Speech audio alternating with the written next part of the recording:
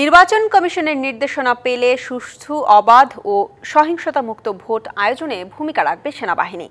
এজন্য প্রস্তুত তারা। বৃহস্পতিবার দুপুরে সেনা সদরের ব্রিফিংয়ে জানানো হয় এই তথ্য।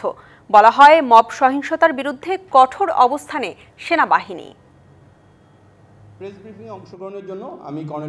সারা দেশে সেনাবাহিনীর কার্যক্রম নিয়ে ঢাকা সেনানিবাসে ব্রিফিং। এ সময় জানানো হয়, জাতীয় নির্বাচন সামনে রেখে দায়িত্ব পালনে নির্বাচন কমিশনের নির্দেশনার অপেক্ষায় আছে সেনাবাহিনী। নির্বাচন কমিশন থেকে যখন নির্দেশনা পাবো, সেই নির্দেশনা মোতাবেক যে কোনো ধরনের, যাতে করে আমরা একটি অবাধ, সুষ্ঠু, নিরপেক্ষ নির্বাচন করতে পারি, তার জন্য সকল ধরনের সহযোগিতা করতে আমরা বাংলাদেশ সেনাবাহিনী প্রস্তুত আছে।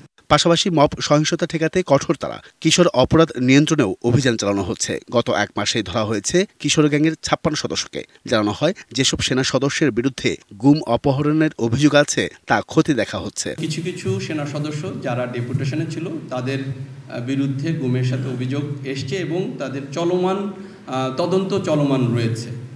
এবং তাদের এই তদন্তে যদি গুমের সংশ্লিষ্টতা প্রমাণ পায়, তাহলে অবশ্যই বাংলাদেশ সেনাবাহিনী তাদের বিরুদ্ধে যথাযথ আইনানুগ ব্যবস্থা গ্রহণ করবে। তিনি আরও জানান, জুলাই অভ্যুত্থানে লুট হওয়া অস্ত্র ও গোলাবারুদের 80% উদ্ধার করা হয়েছে। কথা বলেন বান্দরবনের সন্ত্রাসীদের বিরুদ্ধে অভিযান নিয়েও। এখন পর্যন্ত 80% অস্ত্র এবং অ্যামিউনিশন আমরা উদ্ধার করতে সক্ষম হয়েছি। ইন্টারন্যাশনাল ক্রাইসিস গ্রুপের প্রতিবেদন সম্পর্কে সেনাবাহিনী জানায়, তাদের কাছে বিষয়টি অজানা। তবে রোহিঙ্গাদের কোনো প্রশিক্ষণে সেনাবাহিনী সম্পৃক্ত নয় বলেও সাফ জানিয়ে দেন এ কর্মকর্তা। Ariful Islam, DBC news, Dhaka.